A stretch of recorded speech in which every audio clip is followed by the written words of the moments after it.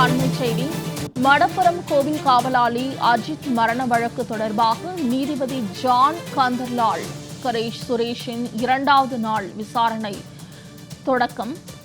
அஜித் மரண வழக்கில் தொடர்புடைய சாட்சிகளிடம் விசாரணையில் ஈடுபட்டுள்ள மாவட்ட நீதிபதி ஜான் சுந்தர்லால் சுரேஷ் அண்மை செய்தியாக பார்த்து வருகிறோம். காவலாளி மரணம் வழக்கில் 2வது நாளாக விசாரணை தொடங்கியுள்ளது. மடப்புரம் கோவில் காவலாளி அஜித் மரண வழக்கு தொடர்பாக நீதிபதி ஜான் சுந்தர்லால் சுரேஷின் 2வது நாள் விசாரணை தொடக்கம் அண்மை செய்தியாக பார்த்து வருகிறோம். அஜித் மரண வழக்கில் தொடர்புடைய சாட்சிகளிடம் விசாரணையில் ஈடுபட்டுள்ள மாவட்ட நீதிபதி ஜான் சுந்தர்லால் சுரேஷ் 2வது நாள் விசாரணை தொடங்கியுள்ளது. மடப்புரம் கோவில் காவலாளி அஜித் மரண வழக்கில் தொடர்பாக நீதிபதி ஜான் சுந்தர்லால் சுரேஷின் 2வது நாள் விசாரணை தொடங்கும். கூடுதல் தகவல்களை செய்தியாளர் சல்மான் வழங்க கேட்கலாம். சல்மான், இது குறித்த கூடுதல் விவரங்கள்.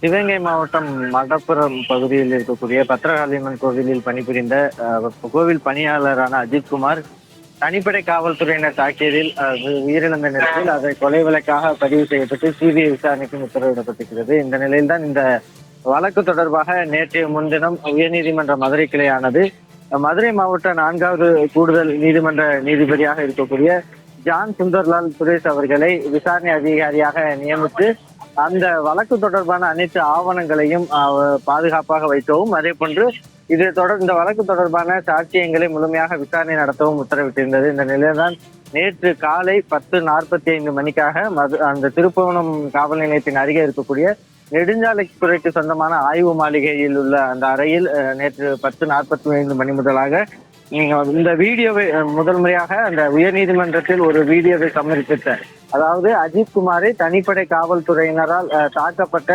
வீடியோவை சமர்ப்பித்த அந்த கோவில் பணியாளராக இருக்கக்கூடிய சக்தீஸ்வரன் என்ற இளைஞரிடமும், அதே போன்று அந்த கோவிலுடைய அலுவலக உதவியாளரான பெரியசாமி மற்றும் உதவி ஆணையருடைய ஓட்டுநர் கார்த்திக் வேல் அஜித்குமாரோடு தனிப்படை காவல்துறையினரால் விசாரணைக்காக அழைத்து செல்லப்பட்ட கோவிலுடைய அந்த பாதுகாவலராக இருக்கக்கூடிய பிரவீன்குமார், வினோத்குமார், அதே போன்று அஜித்குமார் கார் சாவியை கொடுத்து ஓட்ட சொன்ன ஒரு நபராக இருக்கக்கூடிய ஆட்டோ ஓட்டுநர் அருண்குமார், அதே போன்று அந்த கோவில் அந்த சிசிடிவியை கண்காணிக்கக்கூடிய அலுவலரான சீனிவாசன், அதே போன்று அஜித் தரப்புடைய வழக்கறிஞர்கள் ஒருவரான கணேஷ்குமார் உள்ளிட்டோரும் கூட நேரில் ஆஜராகி அவரிடம் பல்வேறு விசாரணைக்கு உட்படுத்தப்பட்டார்கள். அதே போன்று இந்த விசாரணையின் பொழுது ஏடிஎஸ்பி சுகுமாரன், அதே போன்று திருப்புவனத்தினுடைய ஆய்வாளர் ரமேஷ்குமார் ஆகியோரும் சென்று அவர்களும் அந்த விசாரணைக்கு அழைக்கப்பட்டு அவர்களிடம் இருந்து அந்த காவல் நிலையத்தினுடைய டிவிஆர், சிசிடிவியிலுடைய டிவிஆர்கள் மற்றும் கோவிலுடைய டிவிஆர் ஒப்படைக்கப்பட்டது. அதை தொடர்ந்து இந்த வழக்கினுடைய தொடர்புடைய சிஎஸ்ஆர் ஆவணங்கள், அதே போன்று முதல் தகவல் அறிக்கையாக சொல்லக்கூடிய எஃப்ஐஆர் ஆவணங்கள் உள்ளிட்ட நகல்கள் அனைத்தும் ஒப்படைக்கப்பட்டது. அதே போன்று பென்ட்ரைவ் உள்ளிட்டவைகளும் இந்த வழக்கு தொடர்பாக அஜித்குமார் கொலை வழக்கு தொடர்பாக என்னென்ன ஆவணங்கள் எல்லாம் இருந்ததோ அதனெல்லாம் நேற்று ஒப்படைக்கப்பட்டது. அதனைத் தொடர்ந்து நீதிபதி ஜான் சுந்தர்லால் சுரேஷ் அவர்கள் அந்த சக்தீஸ்வரன் மற்றும் அந்த அறநிலையத்துடைய அலுவலகத்தினுடைய அலுவலராக இருக்கக்கூடிய பெரியசாமி, அதே போன்று ஏடிஎஸ்பி சுகுமாரன், அதே போன்று ஆய்வாளர் ரமேஷ் ஆகியோரிடம் விசாரணை நடத்தினார்கள். தொடர்ந்து அந்த நேற்று 8 பேரையும் விசாரணை நடத்திய நிலையில் அந்த முதல் 4 பேரிடம் விசாரணை முழுவதுமாக முடிக்கப்பட்ட நிலையில் மற்ற 4 பேர்களிடம், குறிப்பாக அந்த அஜித்குமாரோடு விசாரணைக்காக அழைத்து செல்லப்பட்ட பிரவீன்குமார் உள்ளிட்டோரை இன்று மீண்டும் விசாரணை செய்வதற்காக அவர்களுக்கும் சம்மன் கொடுக்கப்பட்டிருக்கிறது. எனவே அவர்கள் மீண்டும் இன்று விசாரணைக்கு வருவதற்கான வாய்ப்புகள் உள்ளது.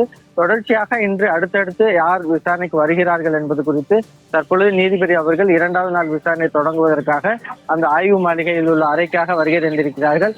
மீண்டும் இன்று யார் யாரிடம் விசாரணை நடைபெற உள்ளது என்பது குறித்தான முழு தகவல்கள் வரும் நேரங்களில் தான் தெரிய வரும்.